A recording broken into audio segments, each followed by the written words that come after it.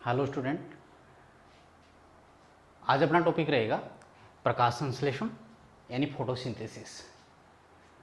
देखिए, प्रकाश संश्लेषण के बारे में हम पहले से भी जानते हैं।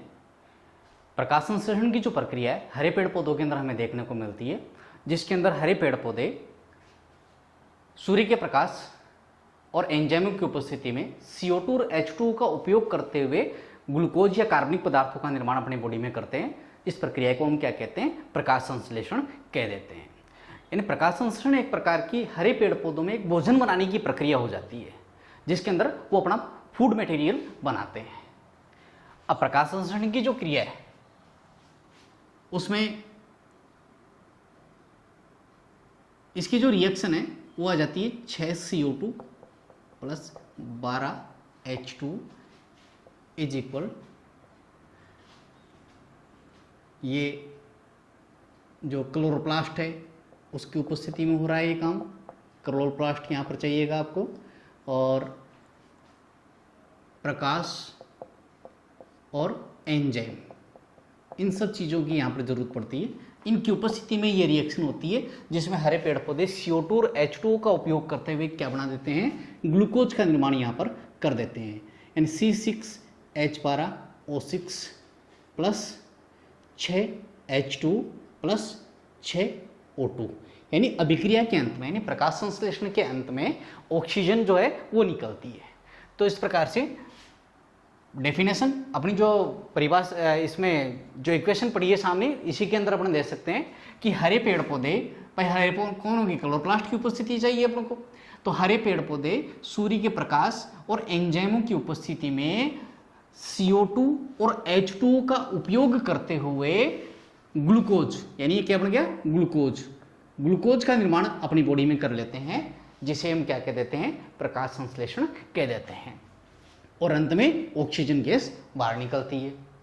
तो देखो, प्रकाश संश्लेषण की जो क्रिया होती है ये एक प्रकार से, वैसे देखा जाए तो आपने जो रिएक्शन है हमने पहले पढ़ रखी है कि एक होती है अपचय, एक होती है उपचय प्रकार की अभिक्रियाएं। ठीक है, यानी उपापचय जो अभिक्रियाएं होती है, उपापचय अभिक्रियाएं, वो अपने पास में दो प्रकार की हो जाती है। एक होगी उपचय प्रकार की, एक होगी अपचय प्रकार की। दो प्रकार की रिएक्शन है अपने पास में। तो ये जो प्रकाश संश्लेषण है वो कैसी है? एक प्रकार की उपचय प्रकार की रिएक्शन है, यानी एक प्रकार की एनाबोलिक प्रकार की रिएक्शन है। इसको हम कह सकते हैं एनाबोलिक। ठीक है, और ये कैसा हो जाती है? केटाबोलिक। तो एनाबोलिक प्रकार की ये रिएक्शन हो जाती है। यानी एनाबोलिक रिएक्शन क्या हो जाती है? ऐसी रिएक्शन जिसके अंदर दो सिंपल अणु मिलकर के आपस में एक जटिल अणु का निर्माण कर लेते हैं। ये प्रक्रिया क्या कहलाती है? एक एनाबोलिक या उपचय प्रकार की अभिक्रिया कहलाती है। तो दो सिंपल अणु कौन हो गए? CO2 और H2, दो सिंपल अणु है जो आपस में मिलकर के जटिल अणु कौन हो जाता है? यहाँ पर ये जो ग्लूकोज है ये यहाँ का क्या है? एक जटिल अणु हो जाता है, कॉम्प्लेक्स अणु है यहाँ का, जिसका निर्माण इन दोनों के द्वारा किया जाता है। इसलिए कैसी अभिक्रिया हो जाती है? उपचय प्रकार की अभिक्रिया हो जाती है।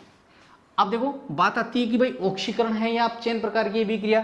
तो हम कह सकते हैं यहाँ पर ऑक्सीकरण और अपचयन दोनों होते हैं, यानी ऑक्सीकरण अपचयन अभिक्रिया है एक प्रकार की। अब ऑक्सीकरण अपचयन का मतलब क्या हो जाता है? जैसा कि आप पहले से भी जानते हो कि ऑक्सीकरण और अपचयन क्या होते हैं। तो यहां पर क्या होता है कि जो CO2 है,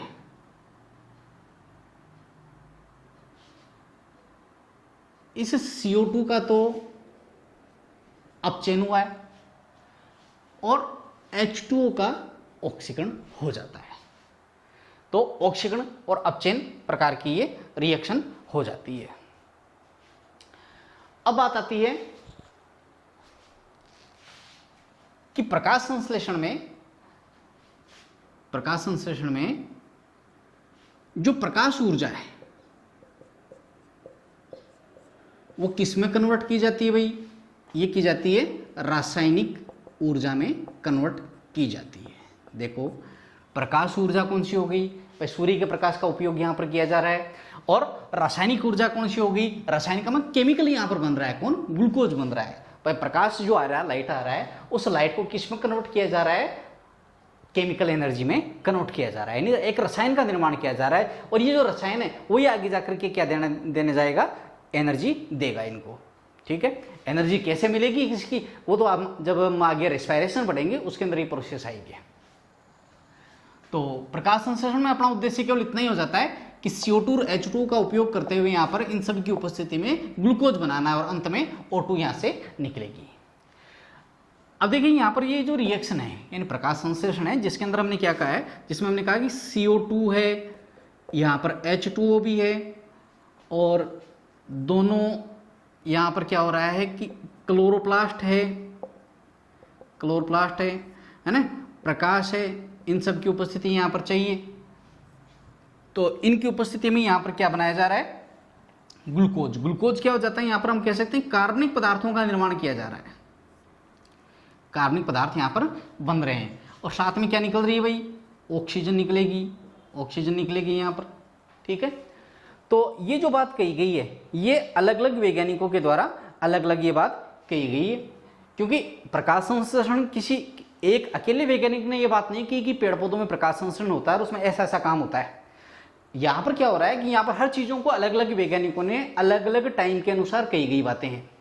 जैसे हम कहें कि CO2 चाहिए पेड़ पौधों को, तो जो CO2 चाहिए, तो ये जो बात यहाँ पर कही गई थी वो सेनेबियर के द्वारा कही गई बात हो जाती है, ये सेनेबियर, ठीक है।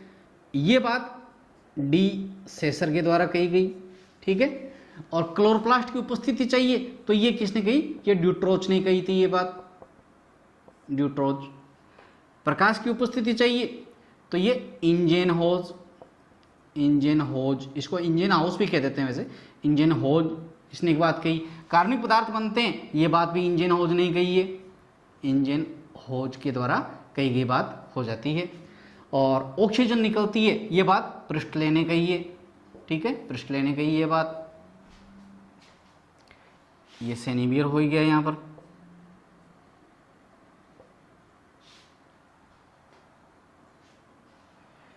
तो ऐसे ये बात हो जाती है। देखो ये भी जो इनकी डेट्स है वो अलग अलग हो जाती है, यानी किसी एक निश्चित समय पर सारी बातें नहीं कही गई, ये भी अलग अलग बातें कही गई है। जैसे हम कहें कि ये 1782 में कही गई बात है, ये 1824 में बात हो जाती है, ये 1779 की बात हो जाती है, ये दोनों बातें, ठीक है। तो ये अलग अलग बातें हैं, वो अलग अलग टाइम पर ये कही गई है। ये 1771 की बात हो जाती है, और जो ड्यूट्रोच वाली बात हो जाती है ये 1837 की बात हो जाती है, 1837 की बात हो जाती है। हालांकि जो इनकी जो सन है या जो डेट है उनको हमें याद रखने की ज़्यादा विशेष ज़रूरत नहीं है। अभी हम इस बात को ये कैसे कह सकते हैं कि सबसे पहले हम इनकी डेट के अनुसार हम बात कहें तो हम कहेंगे भाई ये प्रिस्टले ने कही ये बात सबसे पहले, कि प्रिस्टले ने 1771 में ऐसे कहा कि पेड़ पौधे ऑक्सीजन देते हैं, ठीक है। उन्होंने यह नहीं कहा कि कैसे देते हैं, क्या नहीं प्रक्रिया है यानी, लेकिन उन्होंने कहा कि पेड़ पौधे O2 देते हैं। तो वो ये बात किसके द्वारा कही गई, प्रिस्टले के द्वारा कही गई, सबसे पहले इनके द्वारा कही गई बात हो जाती है। अब इसके बाद में 1771 के बाद में हम चलते हैं किस पर, 1779 पर चलते हैं। तो ये इंजन होज ने क्या कहा था, इंजन होज ने कहा कि पेड़ पौधे प्रकाश की उपस्थिति में कार्बनिक पदार्थों का निर्माण करते हैं। बस इतनी सी बात उसने कही, क्या प्रोसीजर है वो नहीं बता पाई, बस इतनी बात की कि इंजन हाउस ने कि प्रकाश की उपस्थिति में पेड़ पौधे क्या बनाते हैं, कार्बनिक पदार्थों का निर्माण करते हैं। तो ये दोनों बात इनकी हो जाती है। अब इनके बाद में 1782 में फिर इन्होंने कहा सेनेबियर ने कि पेड़ पौधों को क्या चाहिए, CO2 लेते हैं, यानी पेड़ पौधे वातावरण में से CO2 ग्रहण करते हैं, ये बात इन्होंने कही, ठीक है, 1782 में कही गई। और इसके बाद में डी सेसर ने कहा कि पेड़ पौधे H2O ग्रहण करते हैं, भाई जल ग्रहण करते हैं और कुछ विशेष प्रकार की अभिक्रियाएं संपन्न करवाते हैं, ठीक है। 1837 में ड्यूट्रोस ने कह दिया कि क्लोरोप्लास्ट जो होता है हरित लवक, वो हरित लवक इनको चाहिए इन सब प्रक्रियाओं में या कार्बनिक पदार्थों के निर्माण में। तो कुल मिलाकर के सबका जो सारांश है वो कुल मिलाकर के ये निकल करके आ जाता है कि प्रकाश संश्लेषण के संबंध में अलग अलग वैज्ञानिकों ने अपने अलग अलग बातें कही, जिनका एक निचोड़ यहां पर निकल करके ये आ जाता है एक साथ। अब इसके बाद में बात आती है अपनी कि जो क्लोरोप्लास्ट चाहिए तो क्लोरोप्लास्ट की स्ट्रक्चर अपन जानते हैं भाई, प्रकाश संश्लेषण की प्रक्रिया कहाँ होती है, क्लोरोप्लास्ट में संपन्न होती है। और क्लोरोप्लास्ट में संपन्न होकर के वो क्या बना रहे होते हैं, कार्बनिक पदार्थों का निर्माण कर रहे होते हैं। अब कार्बनिक पदार्थों का जो निर्माण कर रहे हैं, क्लोरोप्लास्ट की संरचना यदि हम देखें, ये बात हम पहले पढ़ चुके हैं भाई, आपको पता है पादप कोशिका के अंदर में क्लोरोप्लास्ट है, उसकी उपस्थिति हमें देखने को मिलती है। और क्लोरोप्लास्ट एक ऐसा कोशिकांग हो जाता है जिस पर क्या हो जाता है, दोहरा आवरण पाया जाता है, डबल मेम्ब्रेन होता है ना। जानते हैं ना आप कि माइटोकॉन्ड्रिया है, क्लोरोप्लास्ट है, अपना न्यूक्लियस से केंद्रक है, उसके अंदर भी आप ये प्रक्रिया देखते हो, दोहरा आवरण के ऊपर देखने को मिलता है। ठीक है, तो ये इस प्रकार की संरचना आपने पहले पढ़ रखी है।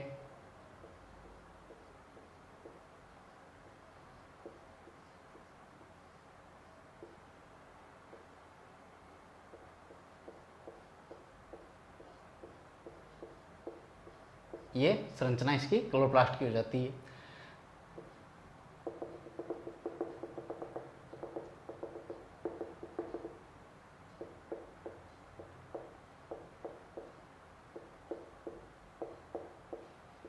ठीक है, अब इस क्लोरोप्लास्ट की संरचना में हम देख सकते हैं कि क्लोरोप्लास्ट की संरचना में ये वाला जो भाग है वो क्या कहलाता है, ग्रेना कहलाता है। ठीक है, ये जो ग्रेना वाला भाग होता है इसमें क्या पाया जाता है, इसके अंदर जो प्रत्येक परत है, यहाँ पर देखो ये पर एक एक परत का जो नाम हो जाता है वो हो जाता है थैलेकोइड परत हो जाती है। यहाँ पर थैलेकोइड परत ये पाई जाती है। तो इसका मतलब ये हो गया कि बहुत सारी थैलेकोइड परतों ने इसको बनाया, ग्रेना का निर्माण किसने किया है, थैलेकोइड परतों ने मिलकर के इसका निर्माण किया। तो थैलेकोइड परतें एक दूसरे के ऊपर है ना, एक दूसरे के ऊपर इस प्रकार से जमा हो गई, जैसे अपन कहते हैं कि भाई कॉइन्स जो होते हैं अपने सिक्के, उन कॉइन्स को अपन क्या करते हैं, एक दूसरे के ऊपर ऐसे जमा कर लेते हैं, तो उससे ये स्ट्रक्चर ऐसे बनकर के आ जाती है। तो उसी प्रकार से थैलेकोइड परतें भी क्या हो जाती है, एक दूसरे के ऊपर जमा होकर के ऐसे स्ट्रक्चर का निर्माण करती है, जिसको हम क्या कहने लग जाते हैं, ग्रेना कहने लग जाते हैं। दो ग्रेना को जोड़ने वाली जो पटलिका है उसको हम क्या कह देते हैं, अंतराग्रेनम पटलिका कहलाती है, इंटरग्रेना लेमिली कहलाती है।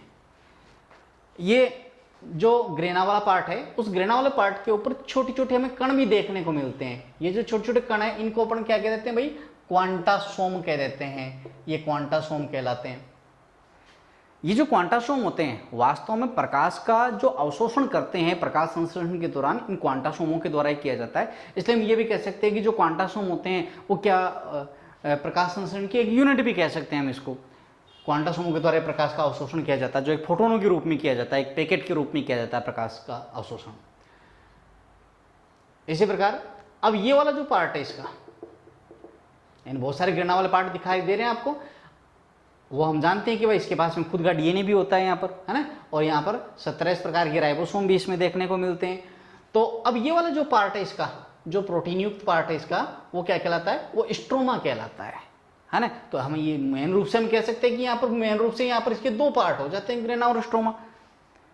तो ये क्लोरोप्लास्ट की स्ट्रक्चर हमने इसलिए देखी है क्योंकि जो भी प्रक्रिया होनी है प्रकाश संश्लेषण की वो कहाँ होनी है, इस क्लोरोप्लास्ट में संपन्न होनी है। इसलिए ये रिएक्शन कहाँ कहाँ कैसे होगी, इसकी मैकेनिज्म हम देखेंगे, वो उस पॉइंट पर आएंगे अपन।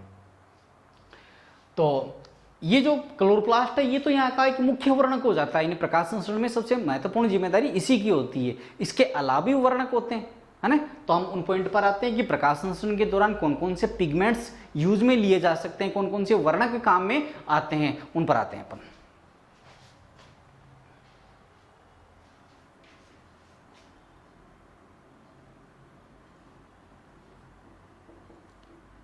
प्रकाश संश्लेषी वर्णक, इन पिगमेंट्स कौन कौन से यूज में आ सकते हैं, कि क्लोरोप्लास्ट तो है ये, उसके अलावा भी कुछ और भी आ सकते हैं जो सहायक वर्णक कहलाते हैं यहाँ पर।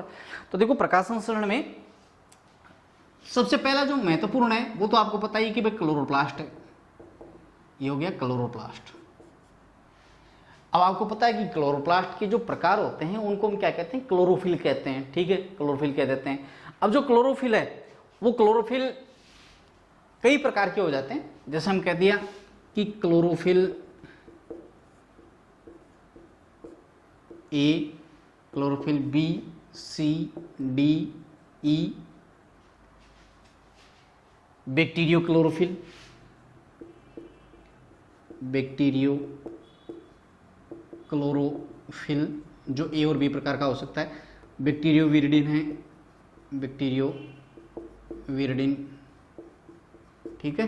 तो ये क्या हो जाते हैं, ये क्लोरोप्लास्ट है, उसके प्रकारों के नाम हो जाते हैं, जिनमें जो क्लोरोफिल ए है वो सार्वत्रिक प्रकार का पिगमेंट हम कह सकते हैं कि जो जितने भी हरे पेड़ पौधे हैं उन ज़्यादातर हरे पेड़ पौधों के अंदर हमें क्लोरोफिल ए है वो इसकी उपस्थिति हमें देखने को मिलती है। और क्लोरोफिल जो ए है भाई, इसका जो सूत्र है C55H72N4O5Mg, ठीक है, ये इसका सूत्र हो जाता है। वैसे इसकी स्ट्रक्चर देखें तो काफ़ी बड़ी स्ट्रक्चर होती है वैसे इसकी, क्योंकि इसका जो शीर्ष पार्ट होता है वो तो क्या कहलाता है, वहाँ पर एक पोरफायरिन वलय बनती है, पोरफायरिन वलय का निर्माण होता है, ठीक है। और इसका जो पुच्छ पार्ट होता है उस पुच्छ पार्ट को अपन क्या कहते हैं, फाइटोल, फाइटोल पुच्छ, ठीक है, फाइटोल पुच्छ कहलाती है। यानी इसके दो पार्ट हो सकते हैं, पोरफायरिन वलय और फाइटोल पुच्छ। जो फाइटोल पुच्छ है उसके अंदर इसके 18 कार्बन तो इसी में मौजूद होते हैं, यानी 18 कार्बन जो है वो यहाँ पर मौजूद होते हैं इसके पुच्छ भाग में। बाकी के जो सारे कार्बनों का एडजस्टमेंट होता है वो इसके पोरफायरिन वलय के अंदर होता है, रिंग के अंदर होता है, जिसके अंदर ये नाइट्रोजन जो है वो भी यहाँ पर चारों नाइट्रोजन जो कहाँ मिलेंगे आपको, इसके शीर्ष पार्ट में ही देखने को मिलेंगे। मैग्नीशियम जो हो जाता है यहाँ का, वो यहाँ पर क्या हो जाता है, एक प्रकार का केंद्रीय धातु परमाणु हो जाता है। इन केंद्रीय धातु परमाणु यहाँ पर देखने को मिलेगा। तो ये कई कंपटीशनों में पूछा जाता है कि भाई क्लोरोप्लास्ट के अंदर जो केंद्रीय धातु परमाणु है वो कौन सा पाया जाता है, उसका नाम बताइए, तो वो Mg हो जाता है, ठीक है। तो ये क्लोरोफिल हो जाता है। अब इसके बाद में देखिए जो हरे पेड़ पौधे होते हैं उन हरे पेड़ पौधों के अंदर क्लोरोफिल ए और बी ये दोनों हमें देखने को मिल सकते हैं। दोनों उपस्थित है तो उस पौधे का रंग सामान्यतः हमें हरा देखने को मिलता है। अब इसके बाद में बात करते हैं दूसरा वर्णक है अपने पास में,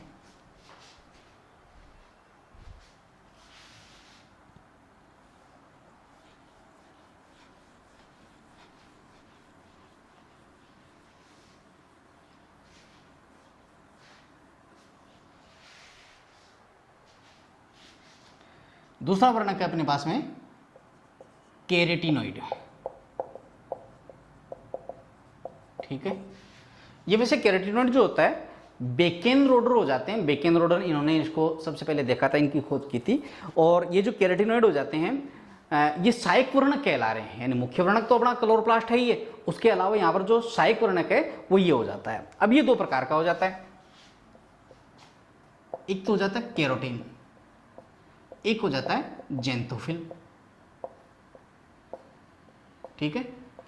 अब जो कैरोटीन है वो तो क्या हो जाता है, वैसे एक लाल रंग का वर्णक है ये, इसका कलर कैसा होता है, लाल होता है। और जो जेंथोफिल हो जाता है इसका जो कलर होता है पीला या भूरा हो सकता है, इसका कलर पीला भूरा हो सकता है।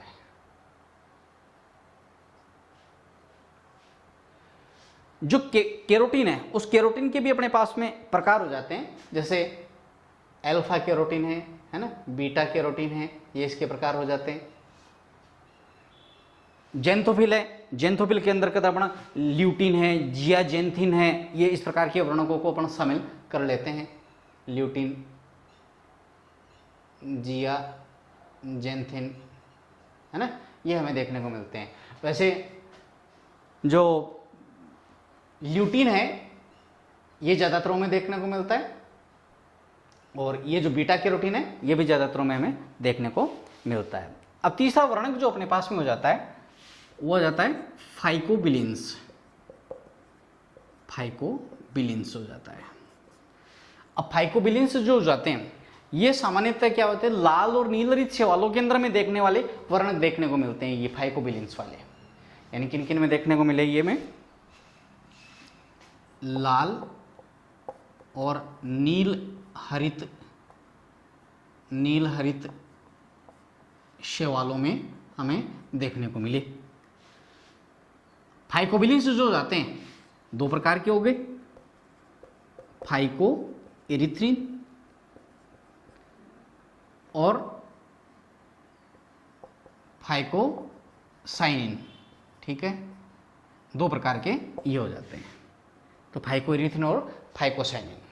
अब जो फाइकोइरिथ्रिन है वो तो देखने को मिले लाल शैवालों में, जो लाल शैवाल है उनके अंदर हमें देखने को मिले। देखो ऊपर बात आ चुकी है अपनी कि भाई ये किन में देखने को मिल रहे हैं, लाल और नीलहरित शैवालों के अंदर हमें देखने को मिलते हैं। तो लाल शैवालों में तो कौन से फाइकोइरिथ्रिन वाले हो जाते हैं, और जो फाइकोसाइनिन है वो किन में हो जाते हैं, नीलहरित शैवालों में हमें देखने को मिले, नील हरित शैवाल इनके अंदर हमें देखने को मिलते हैं।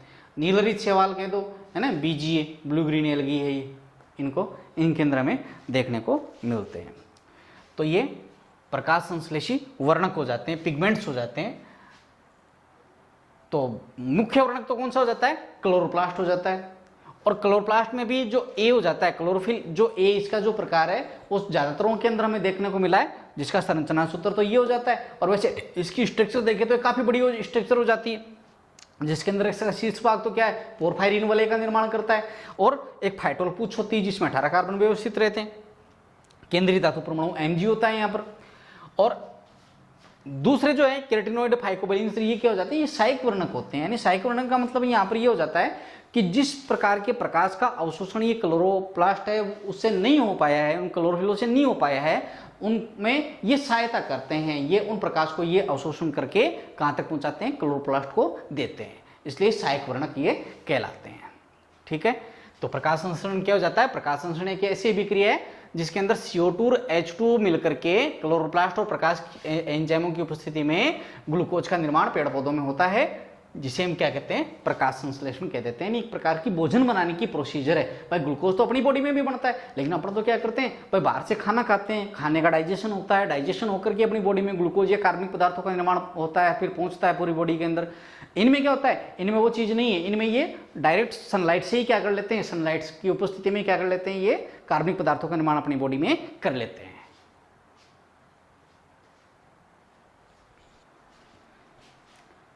अब ये देखने के बाद में अब बात आती है अपनी कि प्रकाश संश्लेषी वर्णक हम देख चुके हैं। अब इसके बाद में बात आती है कि जो प्रकाश की प्रकृति कैसी है। ठीक है, वैसे प्रकाश की प्रकृति को विद्युत चुंबकीय प्रकृति का माना गया है।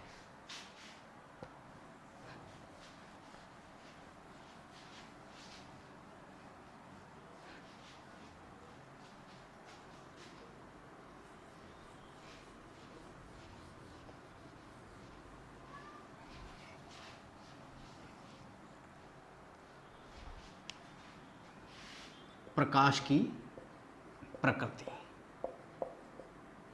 Nature of light. देखो प्रकाश की प्रकृति है, उसको हम क्या मान रहे हैं, विद्युत चुंबकीय प्रकृति का इसको मानते हैं। विद्युत चुंबकीय प्रकृति इसकी मानी गई है। अब इसमें क्या होता है कि जो दृश्य प्रकाश है, कि जब दृश्य प्रकाश की जो किरणें हैं उनको जब प्रिज्म से गुजारते हैं तो प्रकाश की किरणें हमें पता है कि कितने 7 रंगों में विभक्त हो जाती है। तो वो 7 रंग कौन से हो जाते हैं, विबग्योर आप जानते हो, बेनी आह पिनाला,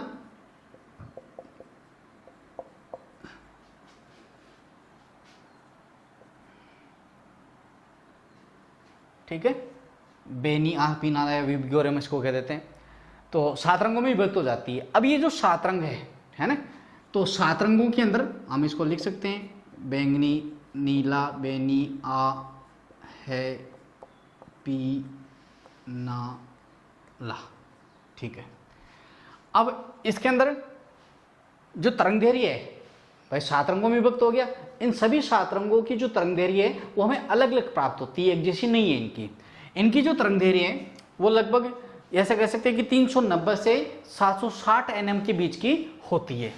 390 से 760 nm, इसको 780 भी मान लेते हैं, 760 nm के मध्य की होती है। तो इसका मतलब ये हो गया कि जो 390 के आसपास की जो तरंगदैर्घ्य है वो किसकी होगी, बैंगनी रंग वाले की होगी। ठीक है, और सबसे लास्ट में जो लाल रंग है उस लाल रंग की तरंगदैर्घ्य कैसे होती है, सर्वाधिक होती है, 760 780 तक इसको मान लेते हैं, यहाँ तक यानी मैक्सिमम तक होती है, सबसे ज़्यादा इसी की होती है, लाल रंग की तरंगदैर्घ्य सर्वाधिक होती है। अब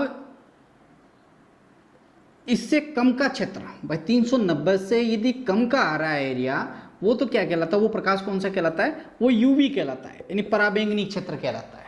इसको हमने क्या कह दिया, पराबैंगनी क्षेत्र इसको कह दिया, ठीक है। और अब इससे 760 nm से ऊपर की बात करें कि इससे अधिक का प्रकाश है, तो वो क्या कहलाएगा, वो अवरक्त क्षेत्र कहलाएगा। उसको हम अवरक्त क्षेत्र या इंफ्रारेड कह देते हैं, इंफ्रारेड, ठीक है। अवरक्त लाल क्षेत्र कह सकते हैं इसको। तो ये इंफ्रारेड वाला एरिया कहलाता है, इससे अधिक की तरंगदैर्घ्य है तो। और वैसे हम जानते हैं कि जो तरंगदैर्घ्य होती है, यदि किसी की तरंगदैर्घ्य ज़्यादा है तो इसका मतलब उसमें निश्चित रूप से एनर्जी कम रहेगी, ठीक है, ऊर्जा का मान कम रहेगा। इसलिए जो तरंगदैर्घ्य है वो 1/, ऊर्जा कह सकते हैं हम, कि तरंगदैर्घ्य ये होगी, तरंगदैर्घ्य 1/, ऊर्जा, यानी इनवर्सली प्रोपोर्शनल है ये इसके। वैसे प्रकाश संश्लेषण की बात करें तो हम कहेंगे भाई 390 से 760 nm के बीच का जो एरिया, जो दृश्य प्रकाश हम इसको कह रहे हैं, दृश्य स्पेक्ट्रम जो हम इसको कह रहे हैं, तो इस वाले एरिया के अंदर क्या होता है, प्रकाश संश्लेषण की प्रक्रिया संपन्न होती है, जिसको हम क्या कह सकते हैं, इसको PAR भी कह सकते हैं, यानी फोटोसिंथेटिक एक्टिव रेडिएशन। तो ये दृश्य प्रकाश की जो वेवलेंथ होती है, जो तरंगदैर्घ्य होता है, उसी को हम PAR कहा जाता है, जिसमें पेड़ पौधे प्रकाश संश्लेषण अपना संपन्न करते हैं। अब जो तरंगदैर्घ्य है उसकी बात ये हो जाती है। अब बात करते हैं कि जो प्रकाश संश्लेषण की जो प्रक्रिया है, किसमें तो शून्य रहेगी और किसमें सर्वाधिक रहेगी। तो हम कहेंगे जो हरा प्रकाश होता है, हरा प्रकाश होता है, उस हरे प्रकाश में प्रकाश संश्लेषण कैसा रहता है, संश्लेषण कैसा रहता है, शून्य, ठीक है, यानी 0 रहता है। जो लाल प्रकाश है, लाल प्रकाश, इस लाल प्रकाश में प्रकाश संश्लेषण जो हो जाता है वो सर्वाधिक रहता है, यानी इसमें रेट सर्वाधिक रहती है, और जबकि हरे प्रकाश में ये 0 रहती है, क्योंकि पेड़ पौधों का खुद का रंग भी तो हो रहा है, इसलिए वहां पर क्या होगा, ये रिफ्लेक्ट हो जाएगी। तो प्रकाश की प्रकृति हो जाती है। अब हम सीधे आ जाते हैं कि प्रकाश संश्लेषण है उसकी मैकेनिज्म पर आ जाते हैं, उसकी क्रियाविधि पर आ जाते हैं कि उसकी क्रियाविधि क्या होती है, कि किस प्रकार से प्रकाश संश्लेषण की क्रिया संपन्न होती है।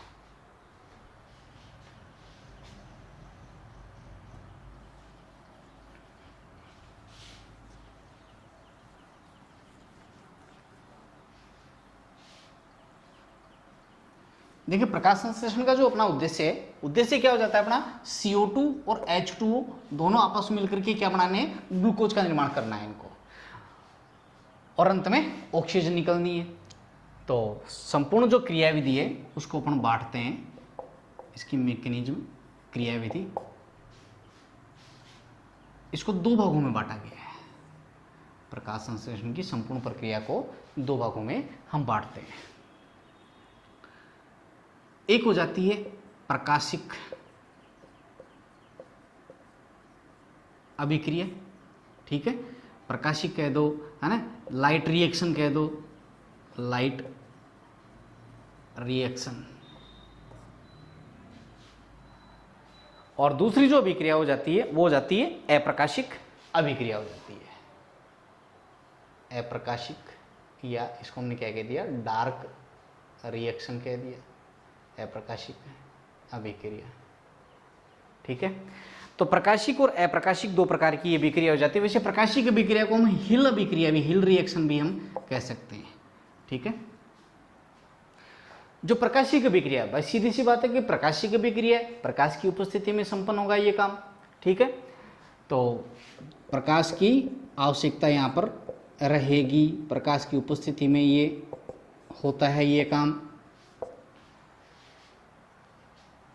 अब बात आती है कि प्रकाशीय अभिक्रिया होती कहाँ है भाई। ठीक है, सारा काम तो कहाँ होना है, क्लोरोप्लास्ट में तो होना है, इस क्लोरोप्लास्ट में होना है सारा काम प्रकाश संश्लेषण का। तो जो प्रकाशीय अभिक्रिया वो कहाँ हो रही है, वो प्रकाशीय अभिक्रिया इस ग्रेना वाले पार्ट में हो रही है। ठीक है, ग्रेना वाले पार्ट में। तो प्रकाशीय अभिक्रिया कहाँ होती है, क्लोरोप्लास्ट के ग्रेना में संपन्न होती है। अब बात आती है कि ग्रेना में प्रकाश की उपस्थिति में ये प्रक्रिया संपन्न हो रही है, लेकिन इस प्रक्रिया में होता क्या है, इस प्रक्रिया का मेन उद्देश्य है क्या, इन प्रकाशीय अभिक्रिया में क्या होना है। तो हम कहेंगे प्रकाशीय अभिक्रिया में एनर्जी का निर्माण होता है, ऊर्जा यहां पर बनाई जाती है। तो ऊर्जा जो बनाई जाती है प्रकाशीय अभिक्रिया में, ऊर्जा बनाने की जो प्रक्रिया है वो क्या कहलाती है, प्रकाश फास्फेटीकरण। उसको हम कहते हैं प्रकाश फास्फेटीकरण कह देते हैं, यानी फोटोफॉस्फोराइलेशन। ये पहले आया हुआ क्वेश्चन है बोर्ड के अंदर, फोटोफॉस्फोराइलेशन। तो प्रकाश फास्फेटीकरण कह दिया, यानी ऊर्जा बनाने की प्रक्रिया। प्रकाशीय अभिक्रिया में क्या बनती है, एनर्जी बनती है, यानी ऊर्जा बनाई जाती है। इस ऊर्जा बनाने की प्रक्रिया को हम क्या कह रहे हैं, प्रकाश फास्फेटीकरण कह रहे हैं। और इस दौरान जो एनर्जी बनाई जाती है वो कुल मिलाकर के, यानी टोटल एनर्जी बता रहा हूं मैं, टोटल एनर्जी यहां पर 18 ATP और 12 NADPH2, इतनी लगभग जो ऊर्जा होती है वो यहां पर इस प्रकाशीय अभिक्रिया के दौरान ग्रेना वाले पार्ट में बना ली जाती है। अब ये जो अभिक्रिया बनाई जाती है भाई, ठीक है, हमने इतनी एनर्जी हमें बनानी है, इसका उद्देश्य अपना ये हो गया कि प्रकाशीय अभिक्रिया में हम क्या पढ़ेंगे कि प्रकाश की आवश्यकता होगी और प्रकाश की उपस्थिति में यहाँ पर क्या होगा, एनर्जी बनाई जाएगी। और एनर्जी कितनी बनेगी, इतनी बनेगी, यानी प्रकाश फास्फेटीकरण के दौरान इतनी एनर्जी बनेगी। अब ये जो एनर्जी बनेगी वैसे ये 2 टुकड़ों में बनाई जाती है। ठीक है, एक तो हो जाता है चक्रीय प्रक्रम, एक हो जाता है अचक्रीय प्रक्रम। ठीक है, 2 प्रकार की बातें हो जाती है, चक्रीय साइक्लिक और नॉन साइक्लिक प्रोसीजर हो जाती है। जो चक्रीय प्रक्रम हो जाता है उसके अंतर्गत हम शामिल करते हैं PS फर्स्ट, यानी पिगमेंट सिस्टम फर्स्ट, यानी वर्णक तंत्र फर्स्ट। अब ये क्या होते हैं, फर्स्ट सेकंड क्या होते हैं, इसके बारे में अभी हम देखेंगे कि जो एमर्सन ने प्रयोग किए थे उसके आधार पर हम बताएंगे कि क्या होते हैं ये PS फर्स्ट और सेकंड।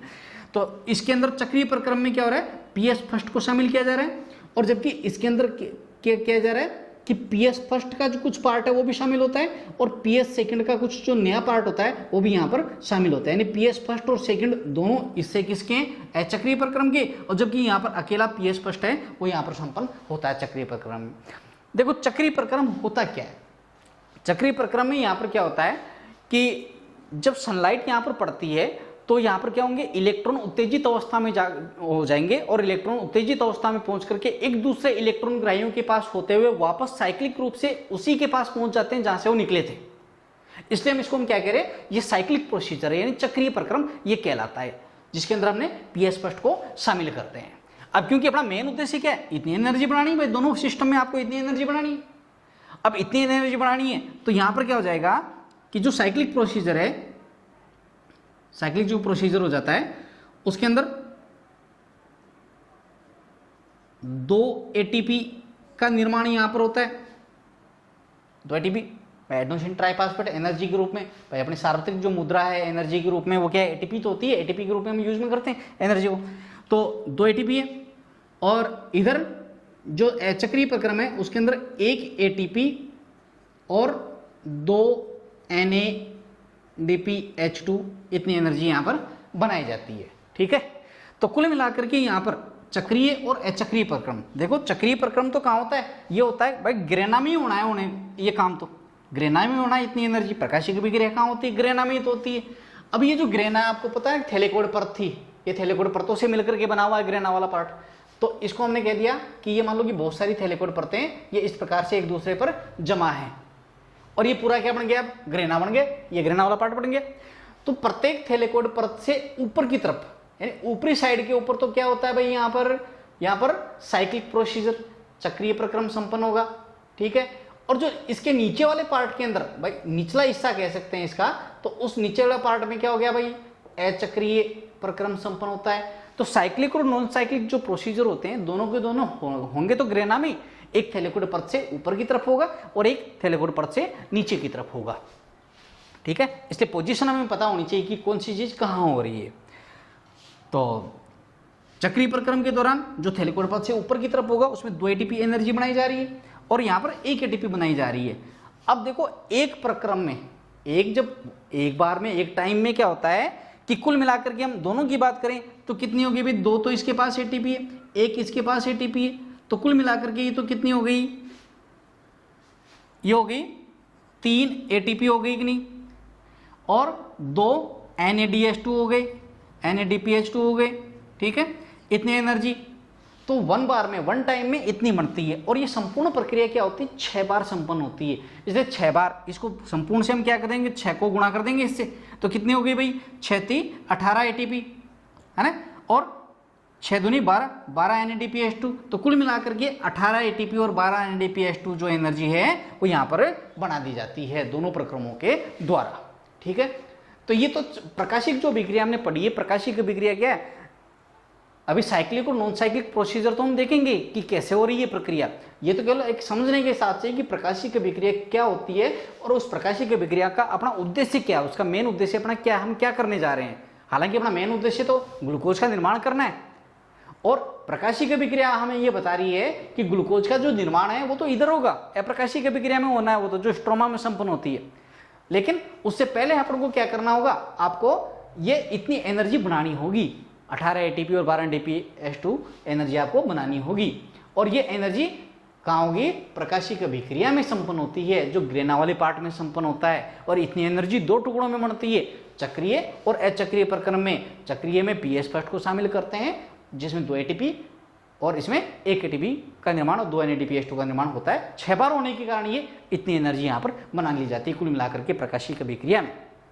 ठीक है, अब बात आती है कि ये PS फर्स्ट और सेकंड की अपन बात करते हैं कि PS फर्स्ट और ये पिगमेंट सिस्टम वर्णक तंत्र है क्या, है ना।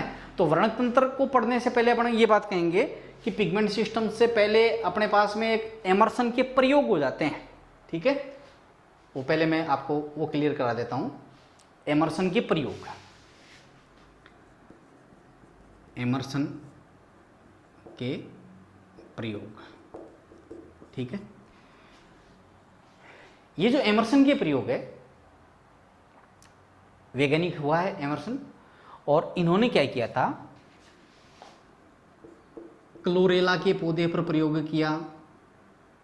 क्लोरेला के पौधे पर इन्होंने अपना प्रयोग किया था, प्रकाश संश्लेषण के संबंध में अपना प्रयोग किया था। और क्लोरेला क्या हो जाता है, एक जलीय पौधा हो जाता है। ठीक है, उस पर उन्होंने प्रयोग किया। अब क्लोरेला का पर जो प्रयोग किया, इनका जो पहला प्रयोग है, इन्होंने 2 प्रयोग किए थे। जो पहला प्रयोग है वो कहलाता है एमर्सन का प्रथम प्रयोग। ठीक है, या इसको रेड ड्रॉप प्रभाव भी कह देते हैं, रेड ड्रॉप प्रभाव। ठीक है, या रेड ड्रॉप पर, रेड का मतलब क्या, लाल, ड्रॉप का मतलब गिरना, लाल पतन प्रभाव, तो इसको हम लाल पतन प्रभाव भी कह सकते हैं। तो ये पहला प्रयोग था इनका, एमर्सन का। और इन्होंने क्या कहा कि जब क्लोरेला पर हम तरंगदैर्घ्य के बारे में पढ़ चुके हैं कि भाई सब जो विबग्योर होते हैं, जो 7 रंग होते हैं प्रकाश के अंदर, सबकी तरंगदैर्घ्य सबकी अलग अलग होती है। ठीक है, और अलग अलग तरंगदैर्घ्यों में प्रकाश संश्लेषण की दर भी अलग अलग होती है। तो जब लाल तरंगदैर्घ्य जो होती है, हम कहते हैं भाई सर्वाधिक तरंगदैर्घ्य किसकी होती है, लाल रंग की होती है। तो जब लाल तरंगदैर्घ्य से ऊपर का प्रकाश पौधे को दिया जाता है, ठीक है, तो उससे ऊपर का जब प्रकाश पौधे को दिया जाता है, तो ऐसी स्थिति में प्रकाश संश्लेषण की दर में कमी आ जाती है। ठीक है, उसे हम क्या कहते हैं, रेड ड्रॉप प्रभाव या लाल पतन प्रभाव कह देते हैं। यानी हम कह रहे हैं कि लाल प्रकाश के तरंगदैर्घ्य से अधिक का प्रकाश पौधे को दिया। पौधा कौन है अपना, क्लोरेला पर दिया इन्होंने, तो प्रकाश संश्लेषण के मान में कमी आ गई। प्रकाश संश्लेषण जो था उसमें क्या होगी, कमी आ गई। इस कमी आने को हम क्या कह रहे हैं, रेड ड्रॉप प्रभाव या लाल पतन प्रभाव कहते हैं। इन्होंने ऐसा करके देखा था। ठीक है, पहला प्रयोग इनका ये हो गया। जो दूसरा प्रयोग है इनका, वो दूसरा प्रयोग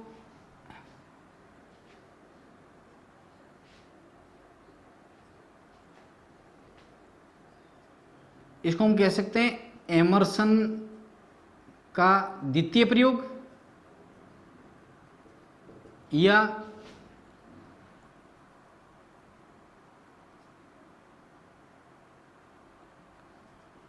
संवर्धी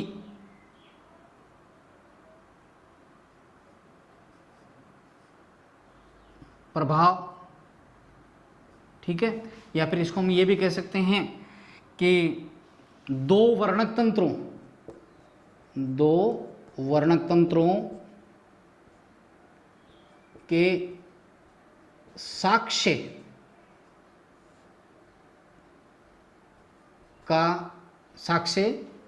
का प्रयोग, ये कह सकते हैं। ठीक है, तो एमर्सन का जो दूसरा प्रयोग है वो क्या कह रहा है, संवर्धी प्रभाव भी हम इसको कह सकते हैं, या दो वर्णक तंत्रों की उपस्थिति के बारे में ये बताता है आपको, उनकी उपस्थिति का एक साक्ष्य देता है, कि एक सबूत देता है, ऐसा भी कह सकते हैं। ठीक है, एमर्सन का द्वितीय प्रयोग ये कहता है। अब ये द्वितीय प्रयोग इन्होंने क्या किया था, वही क्लोरेला के पौधे पर इन्होंने प्रयोग किया था अपना। और इन्होंने क्या किया कि जब क्लोरेला के पौधे पर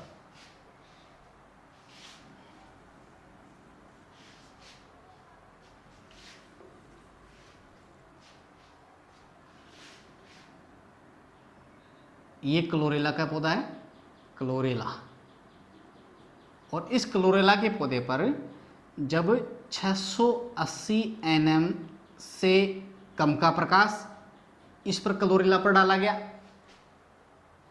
तो माना कि प्रकाश संश्लेषण की जो दर है, प्रकाश संश्लेषण की दर माना कि A प्राप्त होती है ना। जो भी XYZ मान लो, जो भी प्रकाश संश्लेषण की दर A प्राप्त हुई 680 nm यानी कम प्रकाश डालने पर जो भी प्रकाश संश्लेषण की दर प्राप्त हुई उन्होंने नोट किया।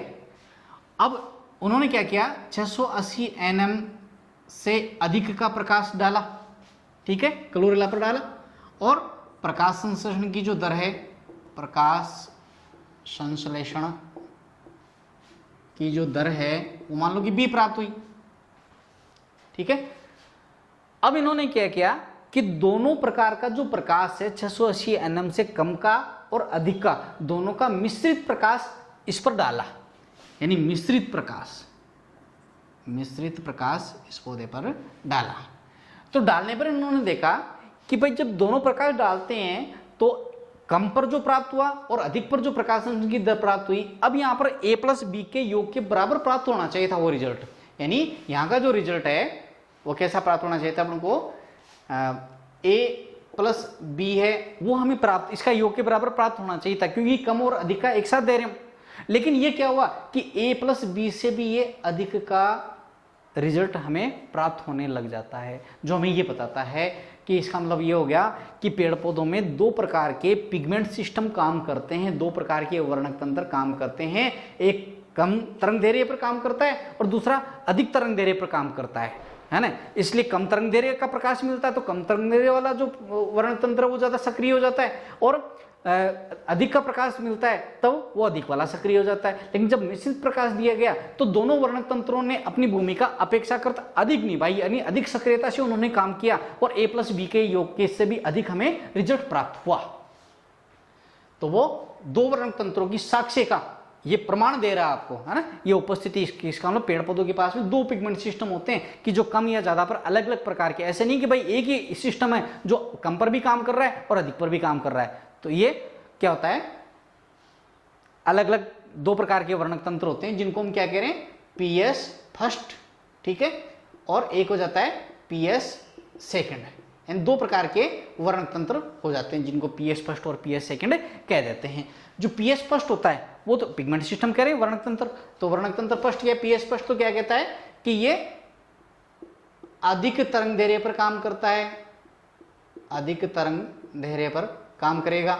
और PS सेकंड जो हो जाता है वो क्या होता है, कम तरंग दैर्ध्य पर काम करता है। तो कुल मिलाकर के जो एमर्सन का दूसरा प्रयोग है वो आपको ये स्पष्ट करता है कि इसका मतलब पेड़ पौधों के पास में दो प्रकार के वर्णक तंत्र है जो कम और अधिक तरंग दैर्ध्य पर समुचित रूप से काम करते रहते हैं और पेड़ पौधों में प्रकाश संश्लेषण की प्रक्रिया संपन्न करवाते रहते हैं। अब इसके बाद में बात आती है अपनी कि एक क्वांटम आवश्यकता है, एक क्वांटम लब्धि है, यानी एक पॉइंट है अपना क्वांटम आवश्यकता और क्वांटम लब्धि।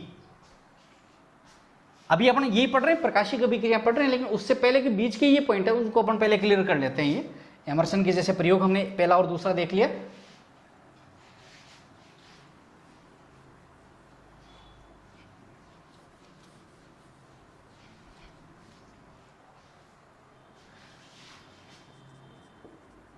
क्वांटम आवश्यकता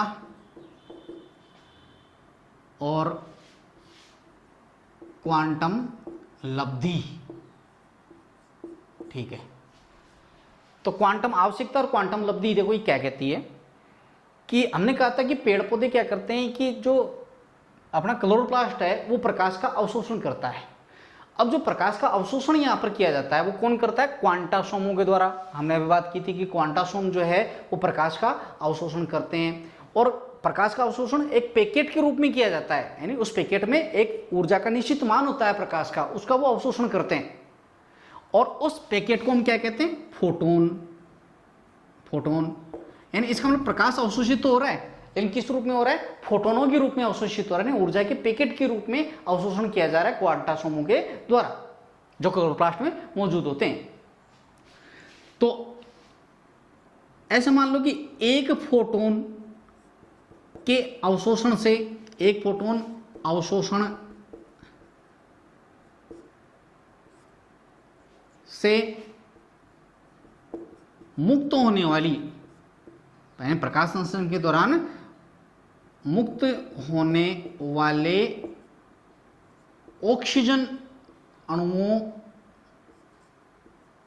की संख्या वो क्या कहलाती है? क्वांटम लब्धि कहलाती है ना। और क्वांटम लब्धि क्या हो जाती है? भाई जो फोटोन है उस फोटोन का हमने अवशोषण किया और फोटोन के अवशोषण से प्रकाश संश्लेषण के दौरान ऑक्सीजन अणु कितने मुक्त हुए वो क्या हो गए? वो उसकी क्या कहलाई? क्वांटम लब्धि, यानी एक प्रकार की क्वांटम यील्ड है, उपलब्धि है एक प्रकार से। अब इसका उल्टा कर दें हम कि एक O2 के निष्कासन के लिए, एक O2 के निष्कासन के लिए आवश्यक फोटोन की संख्या क्या कहलाती है? क्या कहलाएगी? ये क्वांटम आवश्यकता कहलाएगी। इसको कह देंगे हम क्वांटम आवश्यकता, ठीक है। और ये ऊपर वाला पॉइंट क्या हो गया? ये हो गया था लब्धि, ठीक है। दोनों में फर्क हो जाता है भाई कि प्रकाश संश्लेषण में O2 निकलती है, ठीक है, और हम कहते हैं भाई जितनी तेजी से O2 निकलेगा इसका मतलब प्रकाश संश्लेषण की दर उतनी तेजी से चल रहा है। तो एक ऑक्सीजन के निष्कासन के लिए प्रकाश संश्लेषण में आवश्यक फोटोनों की संख्या, कितने फोटोन रिक्वायरमेंट है हमें, तो वो क्या कहलाती है? क्वांटम आवश्यकता कहलाई। और जबकि इसका उल्टा करते हैं कि एक फोटोन का अवशोषण करने से कितने O2 निकलेंगे प्रकाश संश्लेषण में, वो प्रक्रिया क्या कहलाएगी? क्वांटम लब्धि कहलाएगी। तो क्वांटम आवश्यकता और क्वांटम लब्धि ये पॉइंट हो जाता है।